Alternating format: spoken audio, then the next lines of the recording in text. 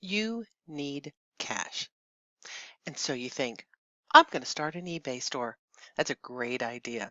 And all of the eBay experts will tell you to go out to the thrift stores, to the auctions, to the garage sales, and buy inventory that you can then sell back for more money. Well, it's logical and it works. There's only one problem. If you don't have any money to invest in inventory, you know what? There's a way around that too. No kidding. You can actually start an eBay business with no money in your pocket. I know that sounds like some late night get rich quick scheme, but it's not. It's not quick and you're probably not going to get rich doing it. But you can put some money in your pocket. And for some people, it's enough money to buy the groceries or put the gas in your car that you need to pick up the kids or do whatever it is you need to do. I'm going to show you 5 free things that you can sell on eBay right now. No joke. These are things that you can find, put absolutely no money down. And since eBay no longer requires you to pay upfront to list, because they give you a bunch of free listings to start out, you literally can start for free. Let me show you how. The very first thing you can buy, well, buy, see, I already said it, it's common. The very first thing you can do is sell remote controls. Now, how are these free? They're free because we always find them laying around our house. Your neighbors have them around their house. Your family, your friends, they all have old remote controls that go to equipment that doesn't work anymore. Why do people buy remote controls? For the same reason. They lose their remote controls. The dog eats them, the kids break them, and a lot of today's machines, you can't even work them without a remote control. I know it sounds like it's lazy, but it's not. You need them in order to access all the features. And the older an item is, the harder it's going to be for somebody to replace a remote, even if they're willing to spend the money to buy one from the manufacturer. So what do? They go on eBay and buy them. The only exception to this rule is cable remotes. You can't sell those. They're worthless. They can get those for free. Forget those. But anything else, DVD remotes, audio remotes, we even had a remote control for a ceiling fan and we sold it on eBay. So you can sell those things and you'll get 40, 50, $60 and up. Low end ones will go for at least 15. So look around your house for remote controls that belong to things that you don't even have anymore. Ask your neighbors to donate and put those up on eBay right away. The number 2 item are empty Altoids tins.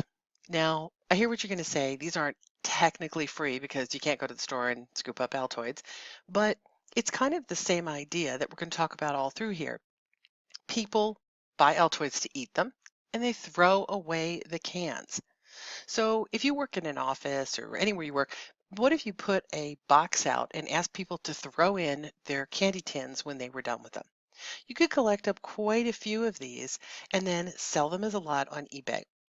Why do people buy Altoids tin? Crafters buy them to keep tiny parts and they use them to make the most amazing products. I saw a girl build an entire Sherlock Holmes apartment inside of an Altoids can. They are gold to crafters. So scoop them up. Again, have your friends and family collect them for you. And after a while, you'll have enough to sell. Empty toilet paper tubes. These kind of go along with the Altoids cans. They're a crafting staple. And I know you're saying, well, if I want to make a craft with toilet paper tubes, I'll just use my own. But imagine you have a camp or a preschool or you're a daycare teacher and you have 10 kids, you have 20 kids, you're in a camp with 100 kids, and you want to do a toilet paper roll craft. Well, where are you going to get 100 rolls of empty rolls that quickly? You're going to get them on eBay. You can go in there, you can buy a box, and if you can buy them, that means you can sell them. Once again, I get it, the toilet paper is not free, but you're going to buy the toilet paper anyway. Your mother's going to buy it anyway. Your brothers and sisters are going to buy it anyway.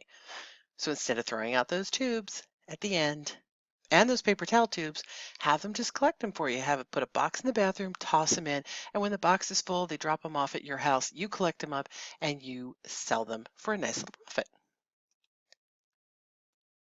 Our number 4 item are free samples. These are all those tiny little things that you get in the mail, that you get when you buy things at the store, little coupons and online deals that you get where they'll send you free samples in the mail, the aspirin, coffee, shampoo.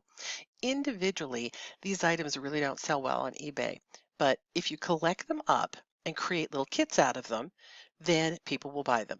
For example, if you in the summer put together a lot of basic bathroom essentials and call it a dormitory kit, they're going to scoop it up. Parents are going to buy them, the kids are going to buy them. It's a great way to send your child off to college with at least the essentials. Put together a travel kit, a first aid kit.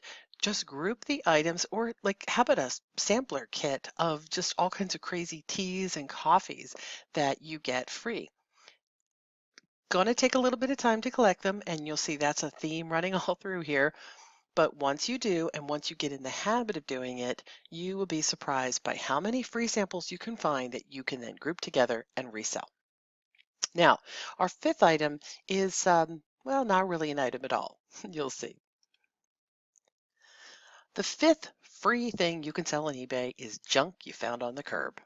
No kidding. People leave all kinds of good things outside their house, hoping that other people are going to take it.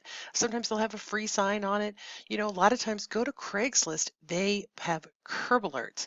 Look for ones in your neighborhood, jump on them right away, and you'll find incredible things. People do this for a number of reasons. Some of them, they can't be bothered to drive to the Goodwill, drop things off. It's too much trouble. Maybe the item's too big for them to handle, or they're moving. Oh my gosh, the stuff people leave behind when they're moving. We had a neighbor do that, left behind a stereo set with a remote control. Now, the stereo system didn't work, but the remote was a very expensive remote control, and we were able to resell that on eBay along with a bunch of other items. We just took them off their hands. They were happy to be rid of them because they were going to leave them behind and they were nervous about leaving them on the curb. So we said, hey, we'll take them. Anything we can't use, we'll drop off at Goodwill, which is exactly what we did. The best way to get the junk on the curb into your pocket is obviously if you've got a truck, you can get bigger things, you can get furniture, and don't be afraid to sell big things on eBay. If you've got some super furniture, people will be willing to either come pick it up from you or arrange for transportation. You don't have to ship it. Put on there that they have to arrange for pickup. If it's a super old piece of furniture, like look at the chair in this picture, great old mid-century modern chair. If that leather is good on that, even if it's not, people will buy old furniture to refurbish it to turn it into something new. There is almost nothing in this picture except maybe the cardboard boxes themselves that you couldn't resell on eBay. If you've got empty pockets and more time than money, you can start an eBay business. And that's a really important part. Scavenging for free items does take time. It's going to be maybe a little bit dirty. Maybe it's going to spend more time on the internet looking for those free samples. But once you kind of get into a pattern of doing it, it's fun because it's a treasure hunt. It is exciting. It really is. Come on, you've thought about dumpster diving. I know you have. And we cover that in the book too. So all you got to do is this: go over to Amazon, look for eBay with empty pockets, or search for my name, Cynthia Morris, and you will find it. It's $2.99. Or if you have Kindle Unlimited, you can read it for free. So even my book about finding things for free is free. And then start looking, get the treasure hunt going, and get your eBay store started. And I hope that when you do it, that you'll leave me a comment down in the bottom and tell me what you found, what kind of great things you scooped up for free that you were able to turn and resell. Or you know what, leave your questions, leave your comments, whatever you want to do. If you want to talk eBay, I want to help you get started. So remember, no money needed. If you've got the time, you can scavenge free items that you can resell on eBay and make some money.